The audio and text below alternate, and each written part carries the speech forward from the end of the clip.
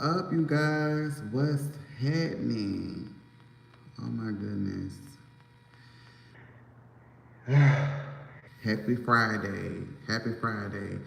I'm doing this because no, I'm not gonna go to the gym. That's an insult. And it's like, girl, tell me how much you hate me because I'm not gonna go to no gym, baby. For what, girl? I love my man boobs, honey. But, I got this just in case I have to get one of you motherfuckers together and stuff like that.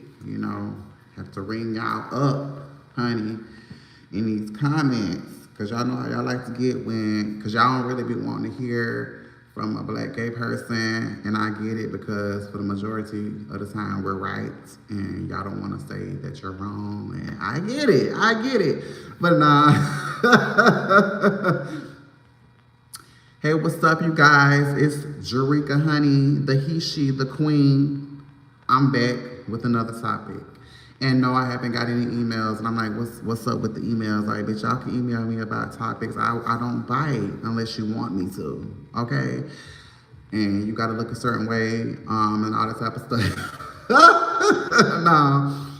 I wanted to talk about this topic for a long time and stuff like that. And no, I might not get all the words right or whatever, but I am very, very good at, vocabulary, bitch. I mean, I've always been. But I'm not going to try to be all politically correct. I might not say everything to make people feel comfortable and stuff like that. Honestly, I don't really care about that. I'm a person that is comfortable with being uncomfortable, and we have to push, and definitely make sure we are uncomfortable, are comfortable with having uncomfortable discussions if we're going to grow and be able to accept and have unity, especially in a black community. How are we going to get any further if we don't? We have to discuss these topics. We have to. It's never enough because we still ain't at a place where we can really just have unity with men and women, shit, men, women, and children, and so on and so forth. It's so much to go and so much nuances with that, but I want to keep it specific. We're talking about black gay men in the barbershop. And before I get into that, I want to do this PSA, this public service announcement. You got to, I'm country, I'm from the South, bitch. Public service announcement, bitch. So, without further ado, let me go ahead and say this. Hey, what's up, guys, bitch? This is not an attempt to bash or cause division in the black community, whether we're cis hetero, cis homo, male, female, men or women, intersex, or trans. This discussion will be based on my personal experiences in the barbershop and experiences that I unfortunately share with other black men as it pertains to the barbershop. Black men are the shit, but none of you are above reproach. I don't want any of you to be on the fence, but unfortunately, that may not be the case for the majority of you. I know that the popular misconception is that black gay men want all of y'all, and we do not. Some of us may, chase the theory of turning black, straight men out, but I do not have those same things because, no. With that being said, I don't want any of you to be on the defense because if we're going to move forward, then we have to take accountability for our shit, all puns intended. Now let's get to the nitty gritty. Baby, I had to say that because I'm really tired. It's late. That turning the guys out is so late. It's so tired. Just say that you don't want to be around gay people, and then ask yourself, why am I uncomfortable around gay people? And a lot of y'all use that as an excuse to, come back or, push back on us when we're not the ones that cause the division. So I need y'all to get in here, like, share, and subscribe, and be ready to have this discussion. Get comfortable with being uncomfortable, because if we're ever gonna move forward, we got to have these uncomfortable conversations. And I'm not the type of person that coddles any group, any minority. I'm not the type of gay person that coddles women. I'm not. I know it's a few people, down low whisperer, that panders to women, and I do not. All y'all can catch these hands. But all of us need to be comfortable with take accountability, saying I'm sorry, or this is my part in the fuckery. This is my part in the fuckery. And I know this is a totally different topic that I'm going to be saying, but nobody talks about this at all. For as black gay men taking accountability for black men, black straight men, or men in general that have what they've done to women. And we're gonna be sitting here for a while. We're talking about that, but I'm gonna talk about that on another topic. I want to keep it specific to black community and the division that we did not cause with the black straights and the black gays. So y'all get in here, y'all like, share, and subscribe. I'm not here to coddle y'all. I'm not. Some people probably gonna get heated and all this type of stuff, and that's fine, but let's keep it respectful. I definitely need more moderators, because girl, the things I'm gonna be talking about, that's my gift, I feel, to make motherfuckers uncomfortable and to help people open up their mind. Not to change anybody, but to definitely make people think outside of the box. You know? So y'all get in here. How many subs do you, How many subs do I have? 632 at the moment. But y'all can definitely run it up. Like, share, and subscribe. Because this is gonna take a minute. Hey, what's up? Y'all, make sure y'all subscribing, period. And definitely share so more people can come in. Okay, I got the PSA out the way and yada, yada, yada, so let's get to it.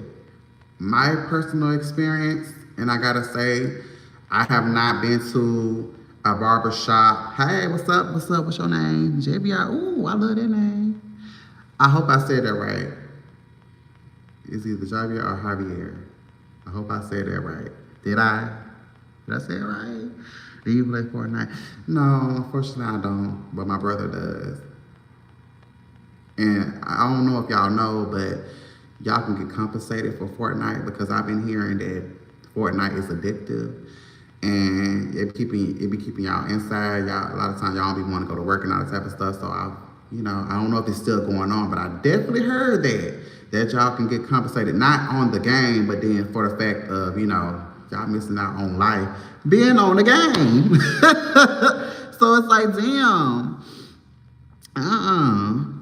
But y'all like it up, like, share, and subscribe. So anyway, let's get to it. Black gay in the barbershop. Girl, for me, I haven't been to a barbershop, and I want to say 4 or 5 years. I've been cutting my own hair. I mean, I did it this morning. And I hate that I had to. And trust me, it wasn't just one barbershop that I went to. No, I don't quit. For me, I'm the type of person, if I feel unwelcome, I'm gonna leave. Like, first of all, I'm not giving you my money to make me feel like I'm not human or I'm less of a man, and you think I'm gonna give you my money? Oh no, babe. But yeah, I don't go where I'm unloved, I don't. And that definitely shows how much I care about myself and your self-worth, because, nah, bitch, nah. But I haven't been to a barbershop in 4 or 5 years due to homophobia, misogyny, because unfortunately, the black, when you go into a barbershop and it's owned by a black, okay, we're gonna have to say it. Owned by a black man. There he's gonna have, if he's not comfortable in his own sexuality, you're gonna get homophobia. You're gonna get, you come in there, and especially if you're flamboyant, Like me, I have flamboyant moments and stuff like that. You know, yes, bitch, all that type of stuff. But I'm definitely feminine.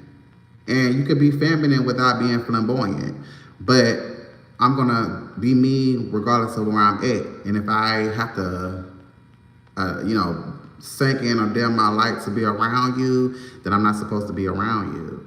So, I haven't went to a barbershop in like 4 or 5 years, and my barber, he was cute, but he wasn't somebody that, he wasn't my type per se. I wasn't trying to turn him out or, I came in there, it was business. You do my hair, I pay you, I go. And it wasn't necessarily him, but we had that discussion, and I know, and I'm pretty sure if you can relate, if there's any other homos in here, especially if you're black, can relate to the energy, the shift, especially if, because it's not gonna say, especially, I'm gonna say this, especially if there's other patrons, that come into the barbershop. There's other black men, straight men, that come into the barbershop, the energy is gonna shift. Now, when y'all by yourself in the barbershop and your barber is a straight man, it's not really gonna be all that. But soon as another patron comes in and he's a black man, another black straight man, the energy may shift if your barber is not fully comfortable in his sexuality. If he's comfortable in his sexuality, he don't feel like he has to protect his manhood or whatever, then you're fine. But the majority of you don't have that. So we're gonna have to have that conversation. I've done that, I want to say 4 or 5 times before I decided not to even go to another barber. I'm gonna try to read y'all. Read y'all comments and stuff? Oh, I don't watch the NFL and nothing like that. And if I did, it wouldn't be for the reason that y'all do, because I love men.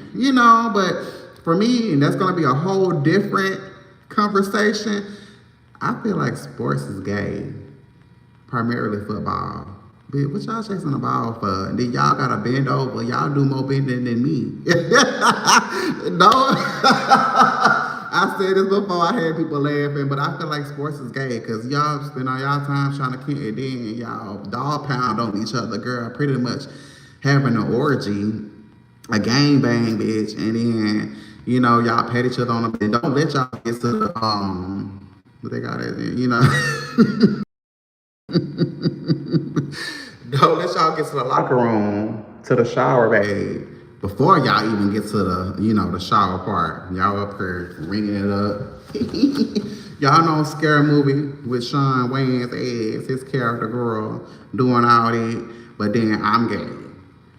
It's like y'all be playing amongst each other, but then when a gay person decides to get on the team or whatever, y'all know how y'all used to do in high school, bitch. Don't play these games. Like the homeboys getting together and doing homoerotic shit, and then when you turn to the gay person, that's our job, bitch. Y'all like, but y'all got the nerve and audacity to call each other boyfriends and our girlfriends. Yeah, that's my girlfriend and shit like that. And her, you got a girlfriend, a female that's your girlfriend. She said, he just be playing with that. And then when it's a real gay person, bitch, y'all looking at us like, well, you think my homosexuality is a game? Like, you think it's for play, bitch? Like, and they were like, what's up, bitch? Type shit. So, anyway, that's my little thing on it. And then, whatever. But this is funny games, bitch. Whatever. But anyway, back to the topic. When a patron comes in and he's black and straight, intersectionality, we could talk about that later. Accepting all of you and all that good stuff. But don't let him be uncomfortable with his sexuality. I need more taps on the screen. I need more taps. It's free. I need this to be shared because I want more people to come in and talk about this. I really do. I appreciate it. Thanks. But definitely, don't let him be black, straight, and uncomfortable with his sexual sexuality, you know what I mean? Well, hopefully y'all do. And he see my feminine ass sitting in a chair. He immediately going to, he might not say nothing at first. He's going to what's up or give dap to the barber or whatever, unless I'm being turned or twisted around, girl, twirling and stuff. If the barber ain't got to be twirling in the chair cutting my hair, bitch. If I'm sitting in one place, you know, and he doing a particular, you know, not twisting me in a chair, the person, the patron, may dap him up and whatever. It may not say nothing to me unless he's comfortable with his sexuality. Or he may just come in and say what's up to both of us and stay his ass down. So on and so forth. It's gonna come up, the talk about gay men. It's gonna come up. When there's two or more black straight men, the conversation of black gay men gonna come up. Or gay men in general gonna come up, but I wanna keep it specific to black gay men because they gonna really call us gay men. They ain't really gonna call us black or they may call us homosexual. Anything up to divide us because we don't cause a divide. So, you know, it's gonna come up. Then I may hear his hesitation because I'm speaking from a personal place. I would hear the hesitation from my barber because, like it or not, for the majority, we will have that conversation. I'll be talking because I'm very passionate about it, but he may bring it up or whatever. And like, just to personalize, because you want to have that with your patrons. A lot of barbers want to have someone that, you know, make sure that you are noted comfortable. They want to make sure that their patrons are comfortable, that we're having a discussion, that they offer something, a drink or whatever, to make sure that their patrons are comfortable. Or they may, you know, have that conversation to check our temperature or whatever and what have you.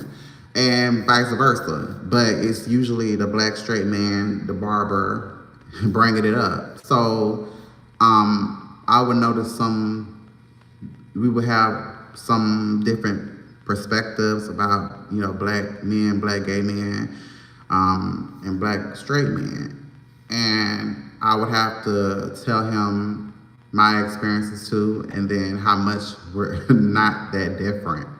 The only thing that may differ from you like women and I like men.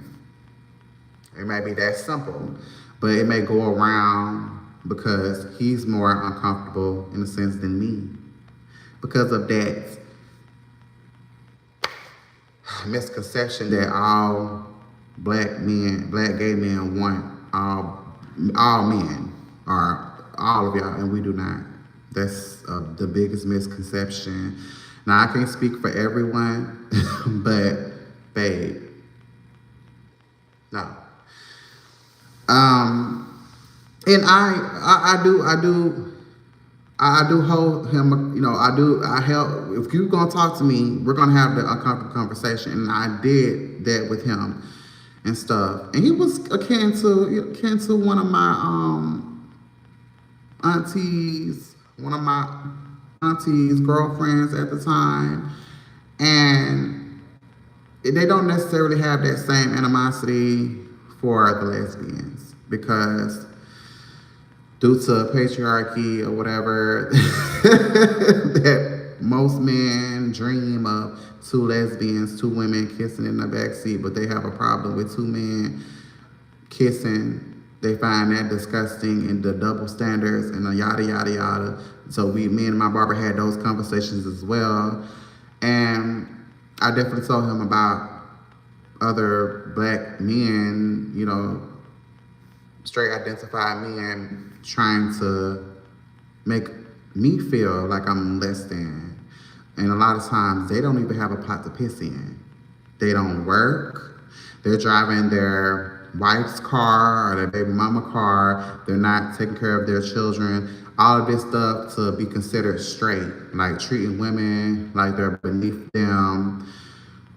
Femininity, being misogynistic, seeing femininity as weak, as feminine, regardless, like treating, and then also treating black gay men how they treat women.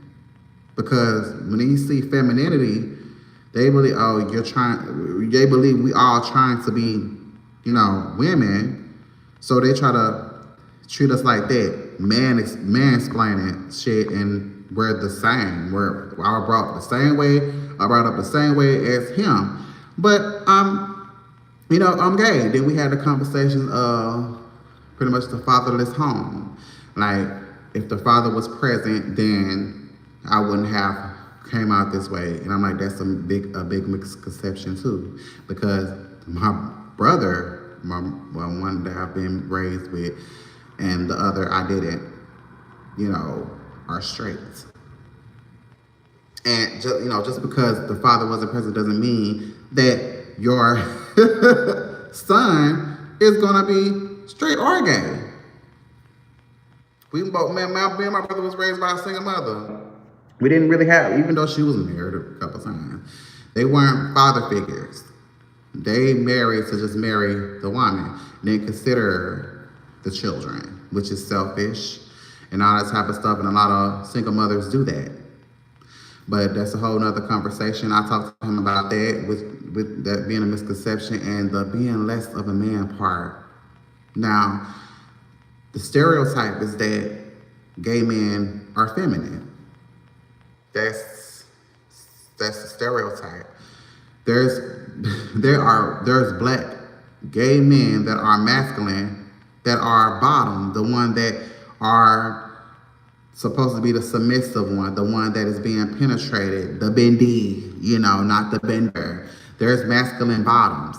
The stereotype is that all black men, to be more specific, are feminine, and we're not. All of us, yes, men, that's maybe a large portion of us, but that's not all of us. So I had to have those discussions with him, and he started to grow on it. And I started to see from different sides, because I have my own thing too. Whereas being present in a barbershop where other black men that were more so straight, talking with them about it.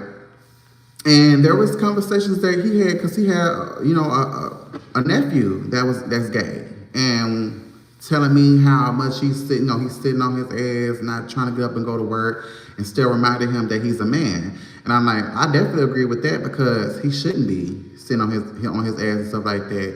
He should get up and go to work and all that type of stuff, because he's still a man. He still present as a man and all that good stuff. So he should get up and want to be a provider, if not just for a family, but for himself. So, that deal too. And it's not like trying to have the struggle Olympics. It's just finding common ground, and then understanding we're so much more alike than straight black men. No, So we have those discussions, but then it started to get tiring. Me being the main queen in the building, and it started becoming, he started getting more and more patrons. And like I said, when there's two or more black straight men, the conversation of gay men is gonna come up. Definitely conversations about black women. It's gonna come up, and I'm gonna talk about that a little later and stuff like that. But I want to keep the focus right here, because we never really talk about this as it pertains to, because it's not us causing a divide. It's black straight men that divide us, and for the most part. And we have to, I've seen in comments where a person stated, well, when you come into their space, you should adapt. You should. And I'm like, I should. It's like picking parts of myself. Like, I should act, like saying I should act accordingly when going in there. I shouldn't be, or not be myself. And that's not fair. It's not cool. No, I should definitely be my whole self. I'm still a man, still present as one. And it's due to me being gay, but then also not presenting masculine, having masculine traits that fit into what you perceive as a real man. And that's not cool. Like, I shouldn't have to feel unsafe or unwanted or whatever, because I don't fit that mold that you perceive. So no, no, I went in exactly like myself because that twist definitely ain't going nowhere, and his ass definitely wasn't going to disappear just to make you feel comfortable. Because that is my gift, and I'm never going to say it's a curse to make people feel, not make people feel uncomfortable, but you're going to be uncomfortable around me because I'm a real ass bitch, and I have the conversations that you sweep under the rug. I'm confident. Anybody confident within themselves is the ones that are not, are insecure. You're gonna make them feel little, and they're gonna project on you. So I get that a lot. I get that a lot. Okay, and it's not gonna change, and I'm not gonna shrink for you. So that happens, and I be definitely, you know, I'll be like, hold on, wait a minute. No, babe. Just because I'm a bottom, or you know, because I was teaching them. A lot of them, a lot of the black straight men will sit there and listen because I do have that. What the activist part of me have that to the point where I, you know, can make people listen. I make people comfortable. My spirit is comforting. That, you know, I people come from all over. Whenever I talk to someone, people feel so comfortable with talking to me about their feelings. I could just met them 5 seconds ago, and they're already telling me about their, you know, what they're going through, and I have that comfortable spirit, that spirit that makes you feel at home and safe, and that you can talk to me, and you can. But the thing is, a lot of times I don't be want to hear all that. Sometimes I just be want a girl, you know, yada yada yada, just kiki. I just be want to kiki, but you know, the barber was doing that too. And stuff like that. And I did say he was cute. I did find him attractive, but me, I'm not the chaser. And you know, I you know, that was really during the time where I don't know if it was in Atlanta, but the porn stars and stuff like that, the adult, you know, the OnlyFans creators was coming up with content about their barbers wanting to fuck on them and so on and so forth. That's the times when I was going to the barbershop, and there was the main discussion in barbershops, and I had to let them know, no, I'm not that type, but we do have barbers, like I said, that try to check your temperature and stuff like that, but also they trying to ask you questions to see if you own that, if that's, you know, what you're giving, because they may want to holler at you, you know, not being direct about it, but just, you know, like a dude may say around a gay man, you know, a queen, honey, and females, where the hoes at, or, you know, who smokes something, or, man, I want to get my dick stuck, you know, when he could actually just say that to the girl, honey, but he said it to the girl. It's directed at us. So, you know, I'm like, hoe here, I'm a hoe, bitch, I'll be the hoe, especially if I, you know, find you attractive, or, you know, I smoke something, but for me, I'd be like, I don't really smoke what you smoke. But at the time I was smoking, but we could smoke together. I'm 420 friendly, but you know, I know what you're really asking. I fuck with some, I fuck with you, man. You know, the code, speaking in code type stuff that we know type deal. So, you know, yeah, we have those discussions. Hey, what's up, Emily? Hey, boo, what's up, girl? We talking about I think it shows the topic, but you know, that's when if it does, this is what I'm talking about.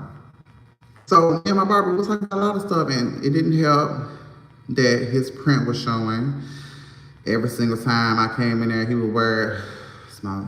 I don't fetish. I mean, I do fetishize black men, but I love black men entirely. Like, it's certain things that they wear that is my fetish, like, which is, you know, could be normal and whatever, but I love seeing, you know, black men wearing gym shorts.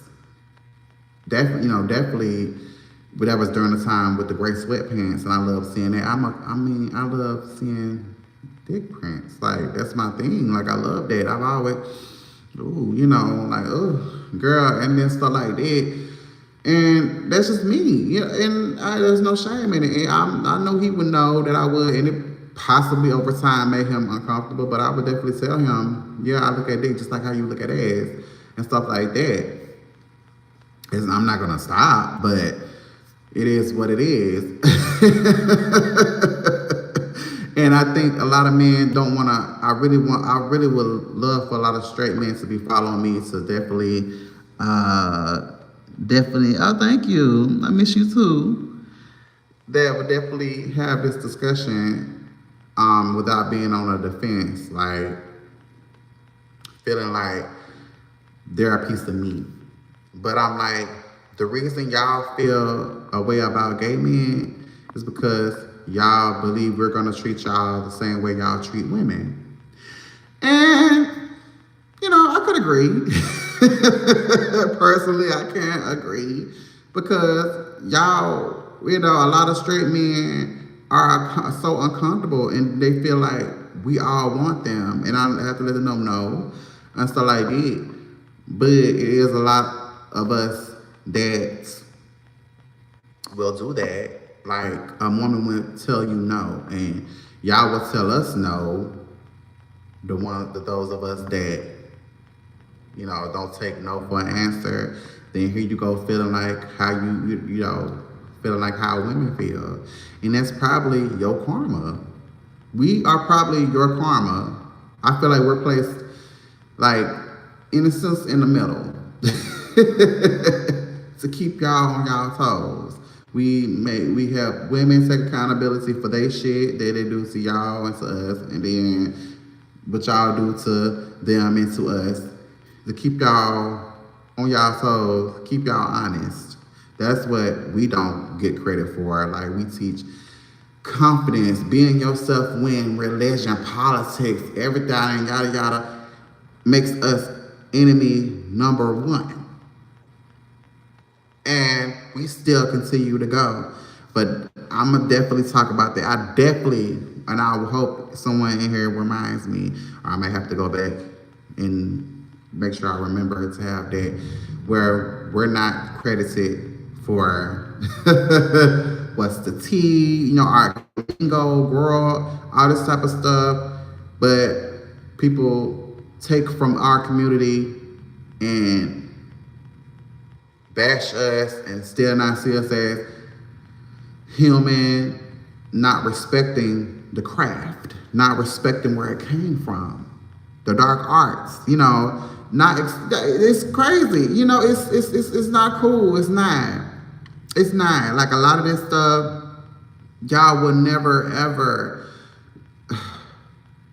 a lot of y'all be acting like phase, honey, and get mad because you are definitely adjacent to a fade. Then turn around and wait a minute, hold up. Is that some penis? Wait, girl. Oh, girl. You gotta wear that jumpsuit for what? You was not Michael Myers, bitch. But yeah, and not respect the craft. We don't even get a thank you. We don't get nothing. So, but yeah, me talking to the barber, he was in a short list of men that were comfortable with their sexuality, but still had misconceptions about the phase and stuff, but he didn't necessarily get on defense.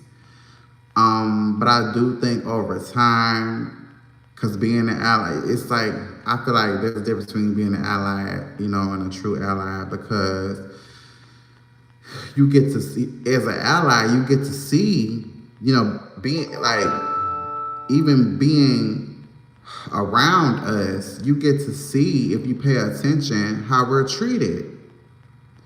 Like generally, as being gay men, you get to see it.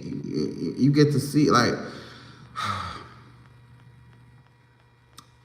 being an ally of homosexuals.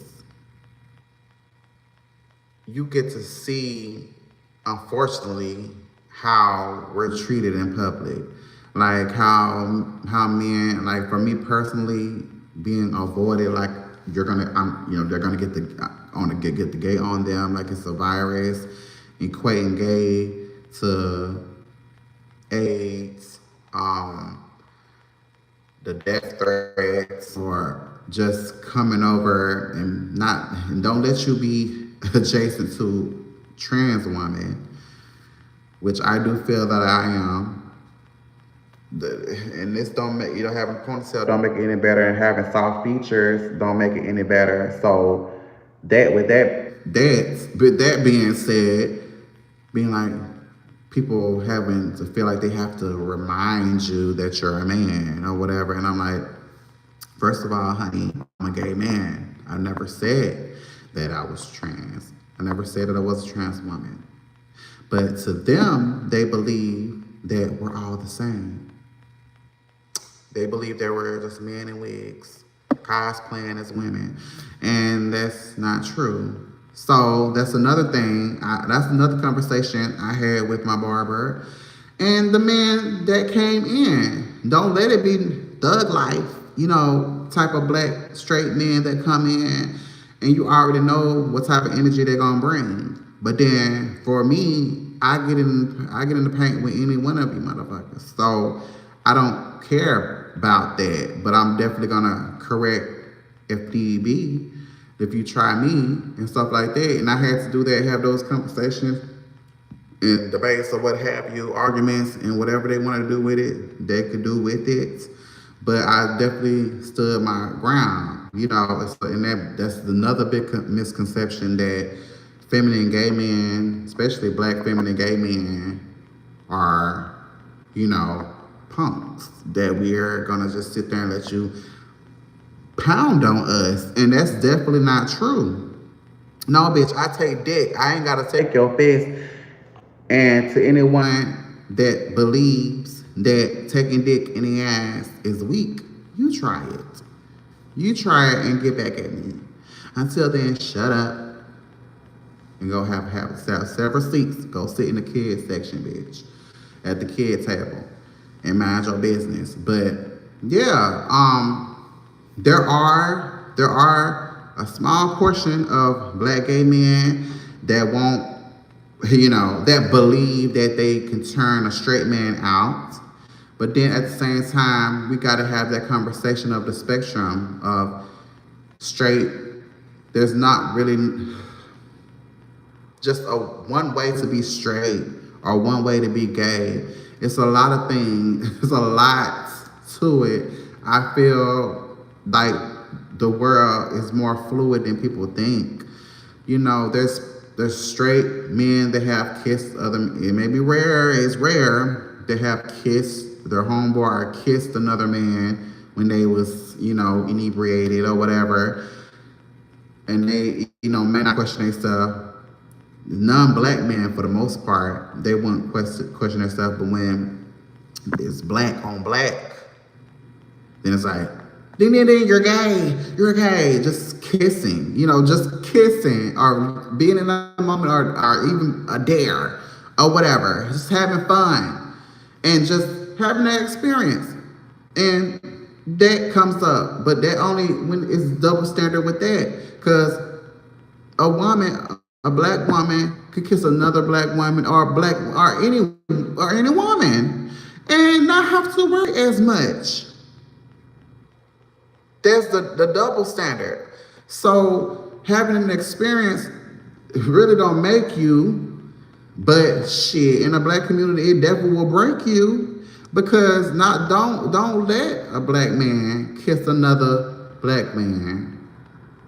Just having an experience, or them just being inebriated. Oh, you gay? I knew you was gay, but if you knew he was gay, then what's the problem? You still had his baby, you still married that man. So if you knew, then what's the problem?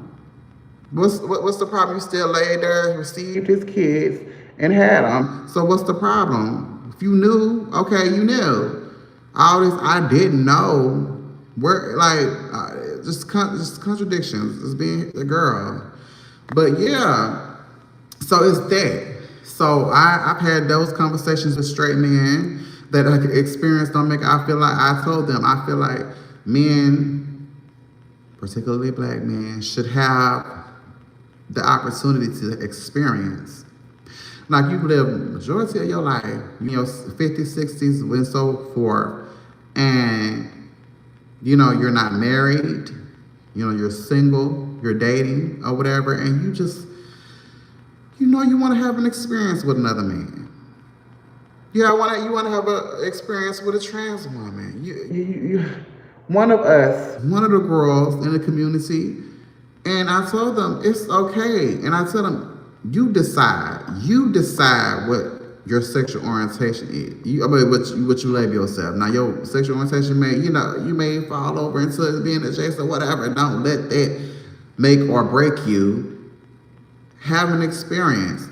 But I be telling black straight men, y'all give too much.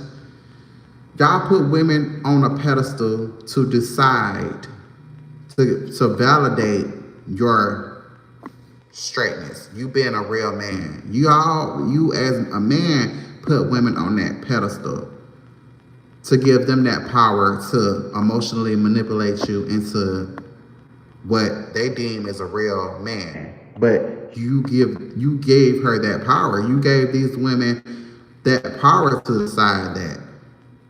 But then turn around and blame them. No, it's you that allowed that. And I be telling the man, you can't blame the woman, the female. I know there's a lot of women that follow me.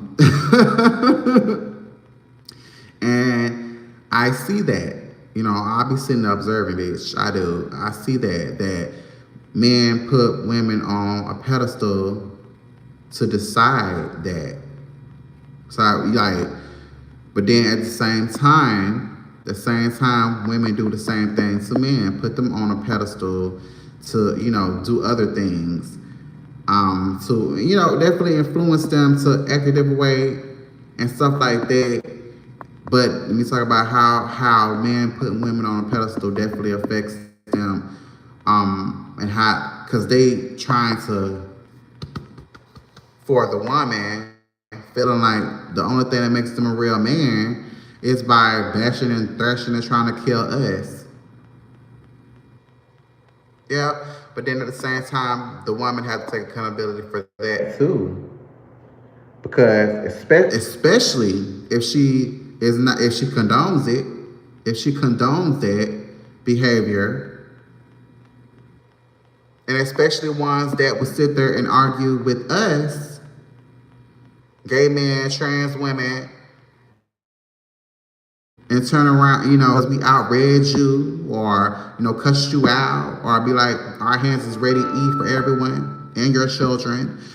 Here you go, run into your man, your real man, telling him a bunch of lies, not even telling what you did, and expect him to come bash, thrash, and kill us. And when he does, or if he does, depending on what type of gay person, trans woman you into it with, because don't believe the hype. Y'all can be sent to glory too. But bitch, to prove that to you, that your version of a real man or whatever, he put that power, gave that power to you to decide that, so he does that for you and end up in prison for life doing some shit that he should have decided was a real man for him and been comfortable with his sexuality and so on and so forth. But he's still to blame for that. It's just still people taking responsibility for your part in it. Because it's a lot of women that believe that's a real man, but not knowing, or probably even knowing. Because like I be saying, I don't put anything past any other grown person that believes that being a real man is being aggressive, being a bully, over sexualizing women, jumping on gay people, hell, not being a heartbreaker, like all this stuff we were conditioned to believe as little boys, we act on now. We act on it now, and women have a problem with it. But you raise these boys. I used to tell women on my TikTok live, raise these boys. If you are a single mother, you definitely have, instead of looking at it like it's a curse, look at it like you have the opportunity to raise this boy into a decent man, a decent human being, to raise him to be the man that you most likely will never meet.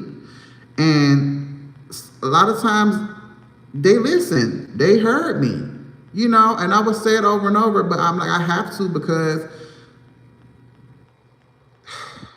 unfortunately we're still in that place where it's so many single mothers, and they don't know that you're in a position that the one that is coming up, somebody's daughter or somebody's son, will definitely benefit from how you take on raising your sons, to be the man that you most likely will never meet. That Denzel you was looking at, or the Dwayne Wade that's looking up, those type of men that show unconditional love, that are willing to have uncomfortable conversations and grow.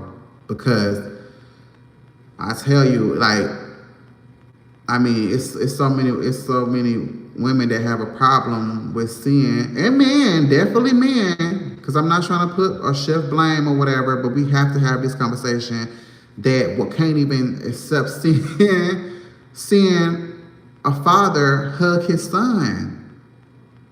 Can't take it in, because that shows your trauma, your lack of not, knowing what love, or healthy masculinity looks like. That's exactly what healthy masculinity looks like, and it's as simple as a father loving his son, showing love to his son. A grown ass man, he has a grown ass son, and cuddling his son, kiss his son, but how girls are raised that they should receive all that emotional connection and all that from a father, but the son don't get any of that, just to be raised hard or, cold. Like he doesn't have any emotions, and that's how men grow up, not having any emotional, intelligence, knowing how to manage their feelings, and so on and so forth. And you deal with these men, and I've seen so much how sick these men are mentally, spiritually, and just they don't want to operate that way, but they operate. They act how they were conditioned, being a bank and a piece of meat, and they operate like a robot. People were talking about having, the roles and all this type of stuff. Hell, you got it in a man. That's how they were conditioned to be. And I've seen the hordes of women that are disgusted by the NLE choppers, the young thugs, the men of, I want to say, my generation, expressing themselves. And it's beautiful to see. Beautiful to see. Men like Busta Rhymes. Busta Rhymes don't get enough credit for being a trailblazer for his attire, what's seen as, feminine clothing or whatever. He's always been known for pushing the norm and stuff like that. What may be deemed as not masculine, he definitely pushes that. So I've always worked with Busta Rhymes for that. But I don't know if he's ever been homophobic. I have to look that up. But it's a lot of them that do take from our community, like I said, but we don't get no credit for it. But we was already comfortable with it. It takes for straight identified masculine man to do the same shit we've been doing since eons, since the beginning, girl. Shit. I'm just saying, since Lucifer fell from grace. So, girl, because I definitely do believe Lucifer is one of the queens, one of the original queens, ain't he? Because y'all say, he was, the songstress in heaven, honey, leading the choir. So who usually leads the choir? A gay man. But y'all would never say that. I be putting two and two together, girl. I'm like, oh, so. But then at the same time, he had his own kingdom. So that he's seen, the Lucifer seen as rebellious and all that type of stuff. We're seen as rebellious. He's seen as a sexual deviant. We seen as sexual deviant. So I believe that Lucifer is a gay man or just queer, honey. So yeah. But yeah, but he's to blame for everything. We're to blame for everything, the scapegoat for everything. All your choices, all the homos did it. We're to blame for everything. We're even to blame for what we do not even really, this is not even us. Pedophilia. Every time y'all get mad, oh, you a pedophile. What? I want me a grown ass man. Grown ass man. Okay, so yeah, back to the topic. And do with that what you will. But yeah, and I try to talk to black women too, cause I had a few. I'm lying. I had a number of women, black women in general, when I was on TikTok, letting me know how uncomfortable they were around other black gay men. Their male counterparts.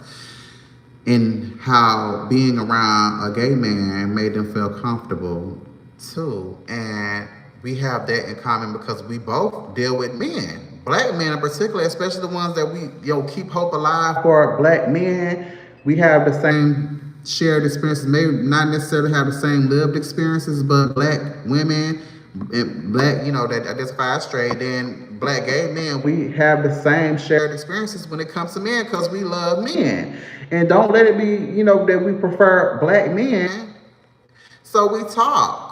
We have discussion, but a lot of time, it's one-sided because of the stereotype. We have to just talk about it, too, that a lot of times a black woman that has, a gay friend puts all of that on the gay friend, and we are just more so seen as the accessory. We're not really asked about our lives, so everything that you can't do or say to your husband, y'all do and say to us, and we don't really have anyone to go to a lot of the time. Just more so now we start talking about how we feel oppressed and stuff, and we get pushback for it. So that's I'm gonna talk about that too. Well, I might as well go ahead and just talk about it. We get a lot of pushback because the misconception that black women, females, think about us as being gay friends like we're a pet. We're the oracle. We're here to tell you who down low. We here to, we do everything for you that a black, you see that your husband's supposed to do according to that Bible. We do all that, everything for you except be your lover. I'm not talking about bisexual men. I'm not talking about DL men. And both are not the same. Okay? They may have some parallels, but they're not the same either. We do everything for shit, even to the down to the part where you're being your babysitter. Hell, the black woman, and it's not discussed enough. So we take on the responsibility of the black straight man, but we also are affected by that patriarchy too. It's the black man, black straight man do to you what a white man does to his wife, children, black men, non-white, non-Caucasian people. The white patriarchy affects all of us. So the black straight man do that to his wife, his children, and so on and so forth. And he does, and then she turns around and puts it all on us because she may be too afraid, depending on what type of man she's dealing with. Because for the majority, men are wired differently for as emotional and managing feelings. He might not talk about that, or be like, oh, you emotional and all that type of stuff, but that's the type of real man y'all want though. He's not an evolved man. So we been already evolved. We already come evolved because we're gay. We give the best of both worlds. So it's easier to talk to us. So you put it out on us, and when we turn around and hold you accountable for stuff that you may do to him or emotionally manipulate him, because you might keep us far from your husband because you feel like the misconception that we want all men. So you may think we may want your husband, and that's not true. That's not true for all of us. That's not. So women also have that too, where they have definitely misguided anger, misdirected anger, and misconceptions about us too. Like we want all men. We do not. We do not. We have adapted over time, especially when in the Black community, being homosexuality being taboo. We had to do what we had to do too. That's why you have seen a lot of us, or a lot of trans women, we being discriminated from our jobs. So we had to put a monetary value on our relationships for as dealing with men. Prostitution. Or we sold this and that because we being discriminated, made it harder for us to work being queer. So being homosexual. So we had to do what we had to do, and you think I'm gonna be thinking about your husband or that because I keep saying there's a demand and supply for everything. And if y'all pushing us back or pushing back on us and trying to push us back into the shadows, then why should I care about progression? Because y'all trying to bring us back to those times where we have to be in survival mode. That's how we survive, to pay our bills, for us to eat, for us to do. So pushing us back into having us be like, y'all shoving this down our throats, all that type of BS. When we're being open and all these different levels and stuff like that, the division that we didn't cause, what do we do? So y'all not happy either way. And then I want y'all to know it's not about y'all happiness as it pertains to us, because according to that Bible, y'all fucked up the world. Heterosexuals. Y'all said there was no Adam and Steve. So Adam and Eve, y'all fucked up the world and still continue. But y'all have all the answers. Okay. That traditional shit don't work. It has not worked, and that's barbaric. So in these times, being a progressive people is important to understand and trying to acknowledge each other's differences, the past, all this important stuff so we won't go back. Why go back? People are like, oh, wow, these new times, I miss the old days. For what? Ain't that what you're trying to push past? Isn't that the problem? So you got to do it. You want to evolve. Like, have we already been involved? But we still, in our community, Black, gay community, homosexual, girl, have our own internalized stuff, especially internal homophobia, especially if we was raised by cis hetero Christian, or whatever, religious family members, or religious guardians, parents, whoever raised us. If they were religious, there was definitely restrictions on what we could and could not do. Or we had to be a version of ourselves to please them. So we were raised the same, but then being able to, girl, like I said, be a version of ourselves to please our parents or our legal guardian.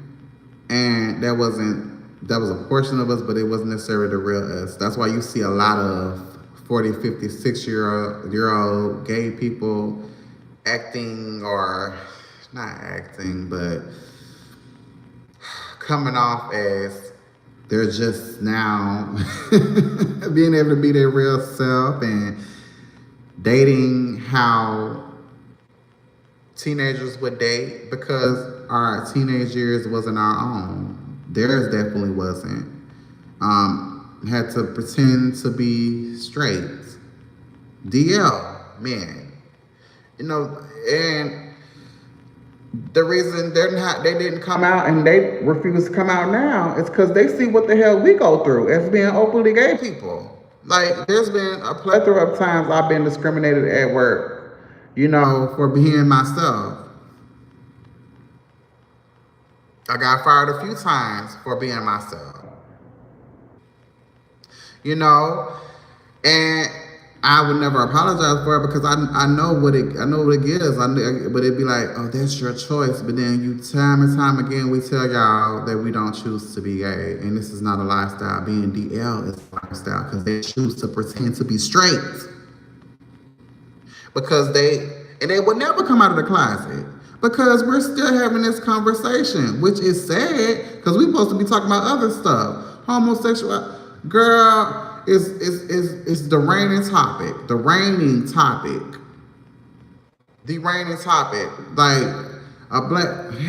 Fabulous, the rapper, stated some real ignorant shit lately. Who knew blowing out candles was gay? But I'm like, ain't your name Fabulous? So shouldn't you be worried about your name being Fabulous? Instead of worrying about blowing out candles will make you gay, bitch, it's gonna, at this point, I've seen comments where I definitely was in agreement with, like, bitch, I concur. Soon y'all gonna be saying breathing a certain way makes you gay. Bitch, he can't breathe. So I'm like, it's gotta be exhausting. But like I said earlier in this live, men put women on a pedestal to be able to emotionally blackmail or manipulate them into their version of what a real man is. But it's not on the woman. The man project that, or shouldn't, but they do, on the women, blaming the woman for, no, you put the woman on that pedestal. Like, take accountability for your shit. She can't decide, this person can't, what do you feel? That's when it becomes important for you to decide what's a real man to you. Because what y'all deem as a real man gonna have your ass dead, locked up. It's already going on. You on child support, this and that, because you don't know who the hell you are. You give everybody else around you. I be telling people, men are some of the biggest followers. And unfortunately, they follow the fucked up man that's getting away, or what he feel is getting away with all the bullshit. Y'all get up here, like, share, subscribe now. We talking now. And I've had these conversations with straight men too. And I be saying men, I be catching myself saying men because internally, I don't believe, but it still was beating into me that I was less of a man. I'm less of a man for being gay. And this because of the stereotype misconception too, that all gay men are feminine. When it's a large portion of gay men that are bottom, that are masculine, that pass as straight men. But y'all believe those men are DL. No, they're openly gay too. They're just masculine. So I be telling people there's not one way to be straight. There's not one way to be gay. Placing people in a box, people can't breathe. So I try to respect people and let them tell me who they are instead of trying to, there's maybe some basics. Being I be telling you, being straight gay does not make you a bad person. And that's real childish. But homophobia is a mental illness. I feel that drives people to be very childish. Grown people, I be having these conversations with grown people. The children, they understand, which is sad, which is pathetic and very telling. And I'm like, who the hell? So you pretty much raising yourself because your parent is totally different from you. But y'all be worried about us having kids. If y'all even if y'all even believe that we can. Because a lot of y'all, the majority of y'all still believe that homosexuals can't have, gay men can't have kids. So it's just a lot of believing what somebody else done said because you following and jumping on a bandwagon instead of asking us or doing your own research. And y'all do not love, I don't really see many men reading or doing research of their own. They just listening to what everybody else got to say. Like, be your own man. Be your own man. Do your own shit. Hell, go to the clinic on your own. Worry about your health, your mental health. Go seek counseling. You know, because it's not working. Women, y'all talking about being real men when y'all real women is running to us, the lesser man.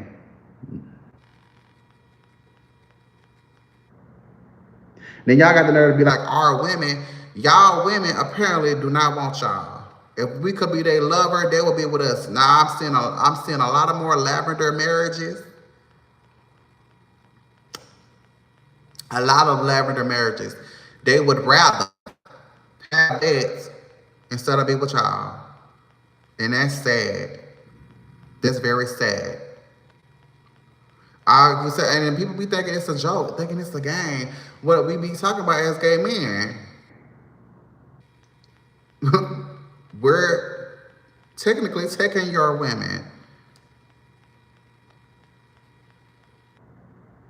Y'all don't want to hear it, you know.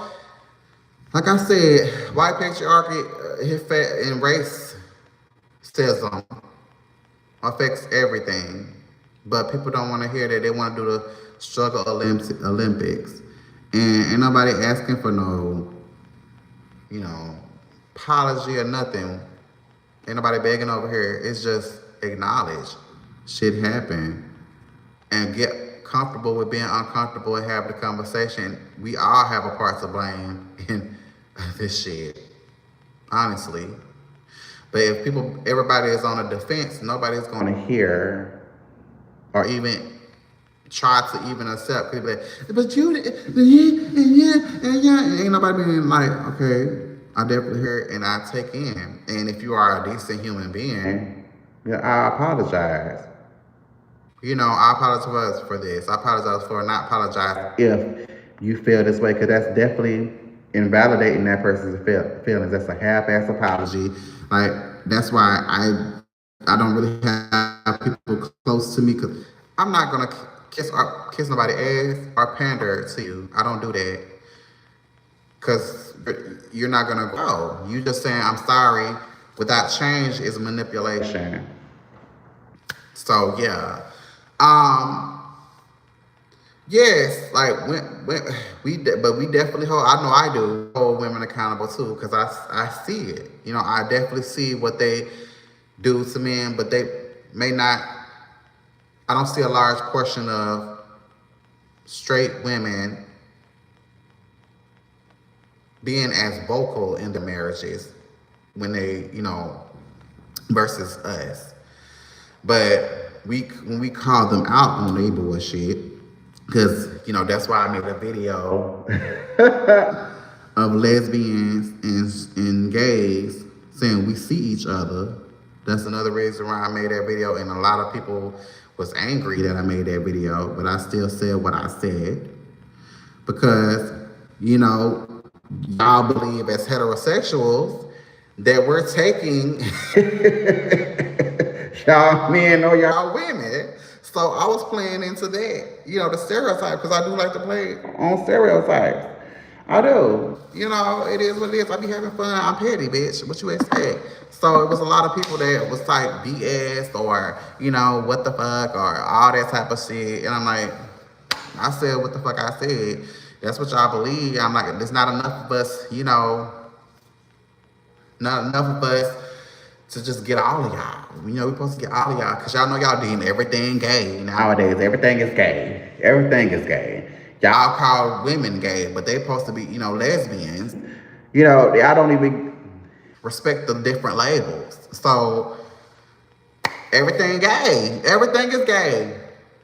But that's why I said homophobia is a mental illness, because y'all so obsessed with what goes on with us. And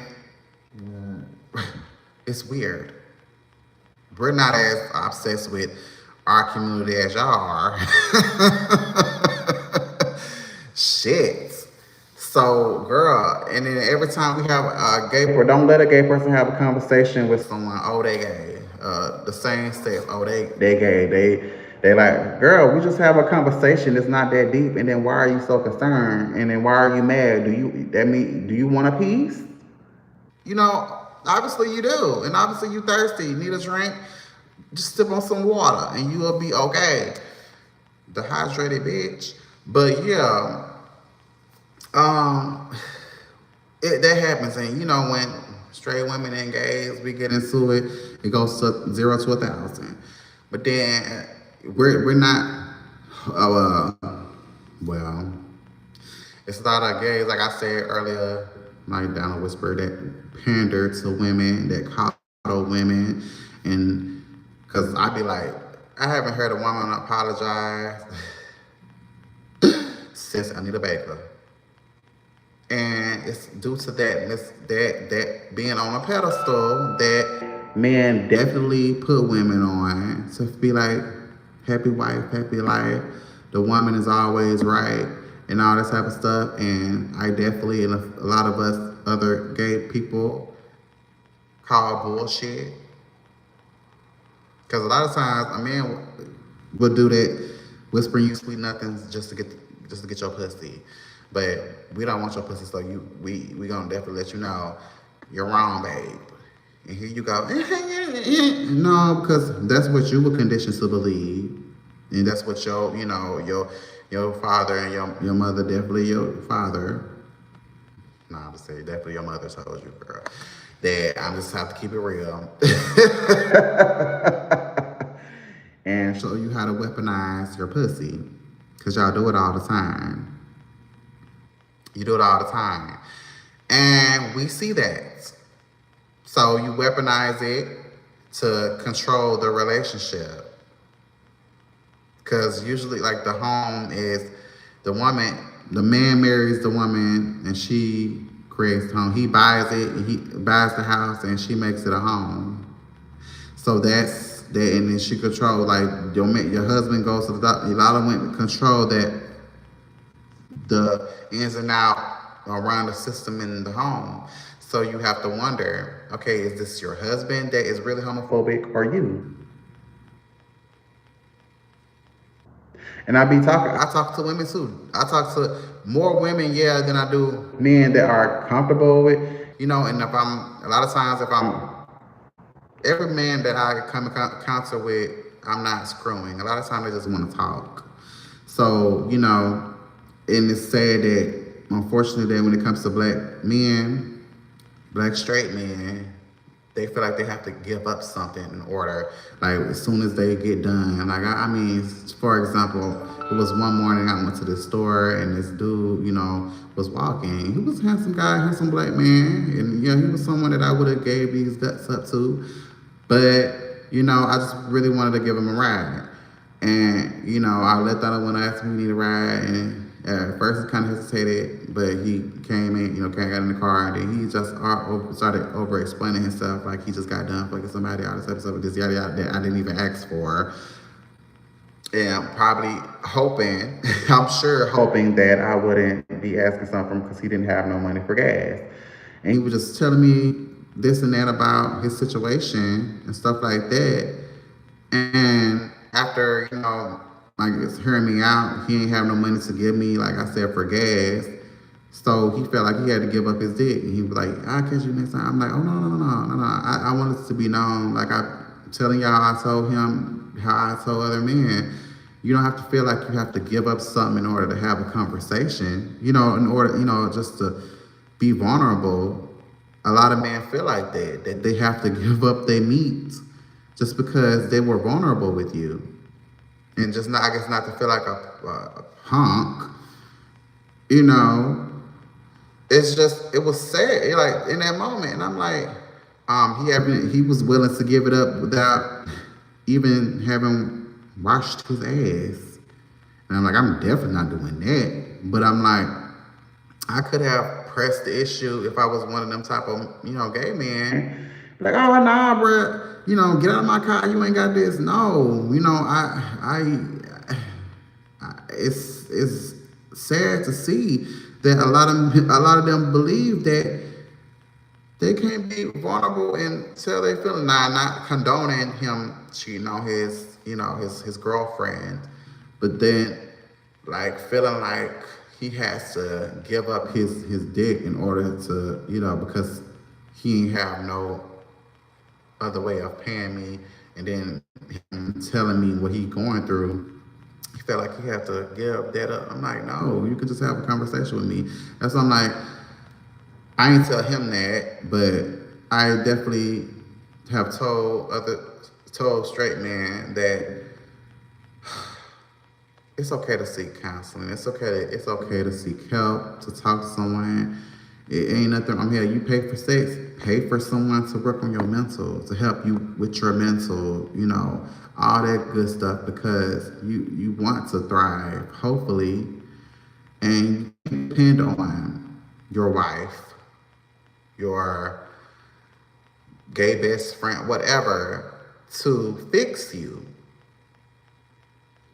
I be telling everybody, this between you and whoever you serve, to save yourself, because you put a lot on your wife and or gay person or a side chick or what have you. And I'm not condoning, but hey, it goes on. So yeah. So I was like, oh my goodness. And that's a large majority. I honestly feel like it's all straight men, but specifically majority Black straight men. I definitely feel that they feel like they are a bank and they are a meat factory, but they just don't say it because being vulnerable is gay. You're a punk. You're less of a man. And then wonder why the side chick or gay, get hunched on. And yeah, he could be DLing like us. But then if y'all just hear what I was saying, y'all, that goes on. And a lot of the portion, like I said earlier at the top of the video, I believe that the world is fluid. Like, for the most part, it's fluid. And a lot of us are most likely demisexual without knowing, demisexual, pansexual, without even really just knowing, because of society norms, gender norms, social construct, all this type of bullshit that keeps us caged. And I be talking to men being like, why would you even marry her if you can't talk to her about who you really are? But hey, so I would have those conversations in the barbershop too, to dudes that would listen. But then at the same time, it started to, I stopped going to him because I started feeling a shift with him. I started to feel like, okay, somebody must have got in his head, and he started to chip away, because you got to be strong. You got to be real, like, strong in your beliefs and strong in okay, I'm really an ally. I'm really someone that believes in the progression of our people, and I still see you as human, because that's the main thing. I be trying to get them to just see us as just human. I'm still a man. I'm still your brother. I'm still that. I'm still all that. And one wrapped up in one. I may not really just care to sit and watch no damn the NFL with you, bitch. But we can still go out and get something to eat and dap and chill and hang out. That type of deal like that. But maybe he started, start feeling. That's a big thing. Feeling embarrassed. Feeling like, oh, nah, I might not be getting, and that's probably what happened. He probably ain't say too. I'm losing clients or patrons because, you're coming in and stuff like that. And I was most likely being discriminated, but maybe I stopped coming. I'm just saying since I'm already here. I do remember one day walking in, he was doing someone else's hair, and he started to be passive aggressive. Like he said, like the price went up. I'm like, oh, the price went up, and he's kind of like, yeah, of course, it went up. Like, I guess trying to act cool or whatever for his client, patron, whatever, as if I don't. If I had a problem with paying, I never did, because his price was $10, and I think it went up to like 15, if I'm not mistaken, or 20. And I was just making a joke, I had money. Definitely had money to blow, so I was just like, "Oh, damn, it went up," And he was like, "Yeah, it went up," making it seem like that. And his client, whatever, giggled or whatever. And I'm like, "Oh, okay, so it's going like this." And like having our conversations, you would think that, we could joke like that.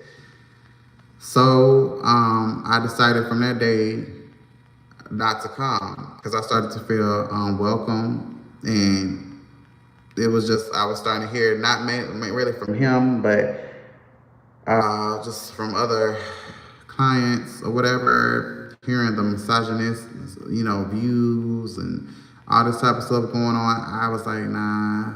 So I started going to someone else. The shop down here, it was called Chris Styles. And I stopped going to him because one of the barbers, we were having the same discussions and stuff like that. He seemed cool at first. I came in there one day, and he ended up cutting like 4 people heads, and didn't even really get to me while he was cutting the last person hair. Cause I was in the phone, minding my business or whatever. I wasn't concerned, but I started noticing, from my side eye, cause some of my done peripheral bitch, people getting up and walking out. I'm wondering when my turn, cause I'm like, I've been sitting here. There was nobody sitting down but me, but people came in, just started sitting down. He did their hair, and I'm like, if he had an issue with me being on the phone, or he was like, oh, it's your turn. That's all he had to say.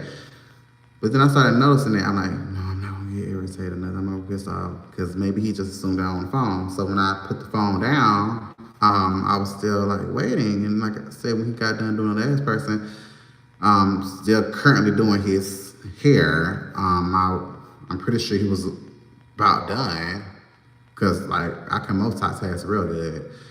I need something in my throat. But I ended up getting up and leaving. I wasn't even really upset. I was like, let me just go, because obviously conversations we had, or me being confident and being strong-willed, standing 10 toes down, but my beliefs and my perspective, he felt a way about it. And instead of being a real man about his and talking about it and, having that conversation, if he felt a way, because I'm like, you creating that feeling, that relationship with your patrons, as you should. So keep them coming back so they can feel comfortable too and give you money. I was like, let me just go ahead and go. Before I could get out the door, I heard him mumbling behind his client. I turned around, I said, what? He was like, oh no, doing that nervous, scared grin. I was like, yeah, because I'm like, ain't finna be no disrespect. I know it's the guy behind me. I know there's a dude behind me. He ended up jumping back. Because I'm like, you don't know me. I will fight all y'all bitches in here. Like, and I'm like, you a scary ass nigga, because bitch, you got your clippers and you got knives or whatever behind you, and you doing that scared ass grin. Bitch, you ain't on fire. You ain't. And I noticed that a lot with these men down here. They love to argue. Bitch, in my hometown, we have an issue, bitch, we square up. Or we either squash it, and for as talk about letting it go, or we squash it and get these hands. They love to argue back and forth like that. No. So it's a lot of that going on and trying to do all that beating of the chest because for the most part, a lot of that down here, they ain't trying to throw no hands. They scared to get hit as far as the men. More so, I've noticed more so the women, they have an issue, bitch, they fight at work. They don't give a fuck. And us gays do the same fucking thing. It be supposed to be the real men, the masculine ones. They be sitting up there. They'll do a little something, but the most time they be wrestling. Bitch, we thumping. We trying to, bitch, I'm trying to kill you, hoe. You know, type shit. But yeah, so that happened with him. Another one I went to, we were having the same discussions. It always comes up. And they have other clients, patients, whatever you want to call it. And it starts to chip away. At first they act like, you know, they're comfortable. Now some may be comfortable, but then, you know, over time they can't take it. But instead of having that conversation, and hell, I could possibly make them feel comfortable too, because like I said, I have that type of spirit, so where you can be honest with me too. Instead of doing that, being a real man and having a conversation, he started to act the way. Started to act the way, and I'm like, okay, well, I'm not gonna give you my money. So instead, I started to cut my own hair. So generally, a lot of us black gay men have those same experiences when it comes to barbers because we're seen as less of men. How they be talking about us, especially if they don't know that we are gay. You know, they may assume, but they don't know for sure because the stereotype of what they perceive as a gay man, they may have questions, but they might not know for sure, so they don't want to, you know, make you uncomfortable that way. But then you start hearing the conversation. Man, I kill a gay man. I kill him. Like, I'll be telling him, keep that gay shit around me. Or you hear a lot of no homo when no homo was popular and all that type of stuff. Like, especially what they're gonna do to a black gay man because they ain't with that shit, but they be the loudest ones. And I be like, hold on. And I got tired of that. And then I started to think about, as hard as I'm going for as a black gay man, I don't really be seeing it for myself.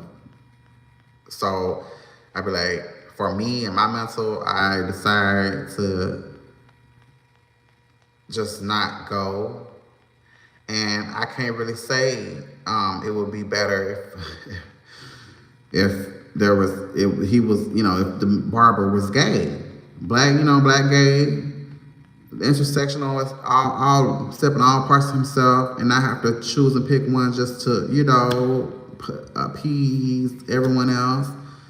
I wouldn't say it would be better because the internalized homophobia that's in other feminine black gay men or masculine mass men. I don't really find community.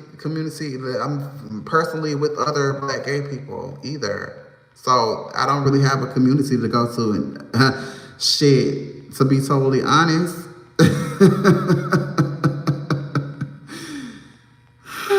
I found more community with non-black, and let's just be clear, the white, for me personally. But it's so much with theirs too, they be condescending and stuff like that. But I had to be clear, because me personally, when I got kicked out from my mom's place, there was really no one else trying to help me out, no other black person and stuff like that. And that wasn't the first time, but that was the last time. And I decided, you know, I wanted to get my own place, but until then, I needed to stay with someone. And, you know, at the time, my friend, she took me in. She was white. Her mom, you know, was of course white, and like they had a full house, but she still took me in. It was just other things that I may talk about that go on, but the fact that she did, even though our irreconcilable differences happened. That happened. There's so many other instances where I had that happen, and you would think other black people would step up, they didn't. And a few of them were Republican. Instances where they were Republican. And all this, oh, Republicans supposed to be this way, bitch. And they step up and, help me or even talk to me. I mean, this Republican man I talked about on one of my lives, he was a mobile mechanic, had the nerve and audacity to have conversation with me, fix my car, not even discriminate. Yeah, he had his different, views that were, very, very questionable. But he ain't feel no way about me. He still, even though we had disagreements, he still invited me to a club where, where I could feel comfortable singing, all that type of stuff. Still hugged me, gave me, daps, still touched me and all this type of stuff. And all this type of stuff. And had an instance where one of my neighbors and him came up. He was needing to, ask him something about his car. And the man, the white man, he's presented as white, even though he said, he has, Cherokee in his bloodline, girl. he presented as a white man. You could feel the difference, because I said what's up to the black man, my neighbor, and he was like, so, like not trying, like he didn't give that closeness that he was trying, but he was, like I said in earlier, a little bit earlier in the live, probably about 20 minutes ago. At the time he was dating this woman, and I guess to make the long story short with that, he put her on a pedestal to decide what is a real man, and he was in his late 40s, and I'm like, dude, really? So I'm like, okay, so this white man, a Republican, because we was having that conversation. I mean, we talked about a lot of things, and he was comfortable with having those conversations with me, and he still was comfortable. That he didn't feel like his manhood was under attack. He didn't feel like I was trying to get with him. He would make even jokes about, he had a gay, I know how it be. I know, but he ain't had to be like, he had these sort of matter black friends. He wasn't doing that. He did say his roommate was, another gay person, but he didn't make it to seem like, oh, he's not homophobic because of that. So, yeah. I would get that more, but then sometimes I wouldn't really go to those spaces either, because they would have their ish too. But I'm just saying, like, I have instances where I've tried numerous times to have community and have friends with my own people, and they're not here now. We ain't besties or hanging out. I unfortunately don't have that going on. It's a lot of one-sided shit, a lot of stuff. It's just, with other people, they get that. Well, with me, it don't be the same thing. But they be so comfortable. My experiences with my own people and the black people, it's one-sided. It be one-sided. And I definitely, test the waters and shit. Like, girl, I should be able to talk to you soon. But then it don't really, it wasn't given. But they could do it with me a lot of times. Now, I'm saying every now and then. But it wasn't enough. And I ain't never want to be looked at as that friend just to go to, but then you can't go out with me or whatever, have a good time or whatever with me. And I was like, okay, this is not my community, this is not my tribe or my community or whatever you want to call it. So I just focus on now with my chosen family. I don't be where I'm unloved, and then I'm not trying to be around people that just view me as who I used to be. Yes, he's still a part of me. He's not dead or anything like that. It's still growing with me as I heal. But respect who I am today. And my set boundaries, if you can't respect my boundaries, we ain't got nothing to talk about. So yeah, it's a lot of that. So I would definitely say, like, I would love to say that having a gay bar, they have more black gay barbers and they own shops would definitely help. But I'm not sure. I'm not sure. Like, cause we as black feminine gay, we definitely, it's competitive. Don't let it be. Don't let it be a black straight man that they find attractive to come in, or because they want to turn a straight man out or whatever, or they chasing masculinity. Don't let it be that. Oh, here he go doing stunts and shows, practically being Pennywise for the attention of this straight man, because he feel like this is the last piece of dick. So that's mainly why I don't hang around other black gay men. I definitely tried, and being around a lot of times they feel like they don't want to give me too much because they don't want to give me the big head, just being jealous. They won't admit that they're jealous. You be like, oh, what you got that I'm jealous of?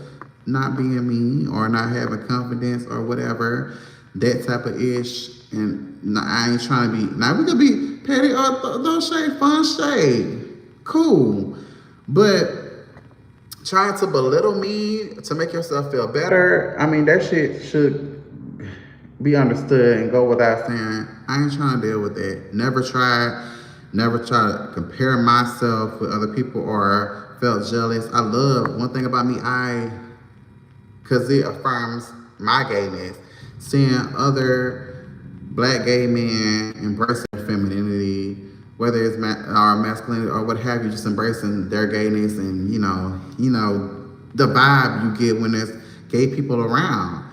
It was beautiful, to see that. And when it came to me, I wasn't getting that. I wasn't getting that from them. They'd be like, they'll dress up, put on makeup and all that type of stuff, and I may get blush or whatever, what have you, because I'm really not the cosmetic queen. Try to treat me like the man. And even though I know I'm a man, girl, y'all know gay lingo, we the girls, honey, and try to act like I'm the masculine or whatever, and knowing y'all the ones need makeup to look even halfway decent, when I'm always will have soft features. And they didn't want to, so it's like, because the being insecure in that way and feeling like, oh, I want to give him too much and this and that, or I don't want to blow his head up too late, because I love me. But I'm not trying to be around a bunch of people that don't love themselves and projecting on me, because they don't want to hear from they being a bunch of mean girls. I wasn't cool with that. Like, But I can't really say. Maybe it's some barbershops where they're owned by a black gay man and it's going swimmingly. Everybody's, welcome, especially the other queens. But I don't know for my personal business, but I don't want to make it seem like, because I don't really know. It may be more so in Atlanta where where it's more so normal or tolerated to be black and gay and stuff like that, but I can't really speak on that. But yeah, it's just unfortunate that still in this day and age, a lot of us black gay queens, honey, black queens, have these experiences in 2025 and haven't felt safe to go to a barbershop. A lot of us have been cutting our own hair like I have, and it's not no fear or nothing like that. Like, oh, I'm scared. No, I will bet and send one of y'all motherfuckers to glory, but I don't want to have to be in that space with other black men. I don't want to be in that space with you guys. I want to, because I had shit. One day I want to marry one of you motherfuckers. And yes, I prefer my man to be black and gay and stuff like that. I won't have to, it ain't no phobia, biphobia and stuff like that, because I'll be with a bisexual man, of course. But it's unfortunate in 2025 that the barbershop conversation has to be had, and like I said, we don't cause a divide. We ain't like y'all be listening to Candace Owens talking about the LMNOP community, bitch, knowing damn well she ain't an ally and she don't give a fuck. Talk about us being divisive when we're not the ones that cause a divide. Hell, we have to pick and choose, being black first when it comes to having consider it riots, but when it comes to black people, but just having movements, having peaceful protests, they call them riots. But, I don't want to just go on to, the race thing, even though I'm saying, I'm just being specific, because we have to work on and do our damage control in our own community, because there's not no common ground yet with us as being black, cis het, cis homo, trans. We ain't denying. We've never denied our blackness. It's y'all that try to force us to choose, and every time it comes to us, y'all feel like we have to choose. Oh, that's not our fight when it is your fight, because y'all believe that we never made no contributions to black history, and that's so far from the truth. And y'all need to do y'all research on it, because just like how white people try to erase black people, y'all try to erase us. Y'all try to erase our contributions to black history as if it's not black history. And we have to say black queer history, because y'all cause a divide. We've always been in survival mode, always adapted, because y'all been a step away before us. And even though y'all might, and I'm not trying to say struggle Olympics, but for me personally, I believe we even be more so lower than women, straight women, because y'all will be more so accepted being lesbians, in certain angles. Y'all know what I mean, hopefully. But we can have that discussion too, because the double standard, but it's still centered around men, to please the men, the straight men. So yeah, I would love for it to be more so unity, but we're not gonna get there, and we can't go based off of what a white person does. They don't have to do this, so we don't have. No. That's not gonna be we're not using that excuse to avoid growing, or to avoid having this conversation, avoid taking accountability for our shit. No, we're gonna acknowledge our differences, acknowledge each other's pain and hurt, and acknowledge what we've done and contributed to the world, and acknowledging our hurt. We're not gonna get anywhere, and being on the defense is we're not gonna get anywhere with that. And shifting blame, it's manipulation. So we gotta start somewhere and continue to have these discussions. But that's my point of view. Being black, gay, and in the barbershop, my experience. And I know, I've seen other black gays experience what I experienced, but they may have been less, cocky on their femininity than me. But that's fine. But I don't shrink. I may not speak on it, or I may not have that conversation. That was sometime that, but if it's indirectly at me, I'm definitely gonna address it. I'm the person that faces my shit head on. Always been that way.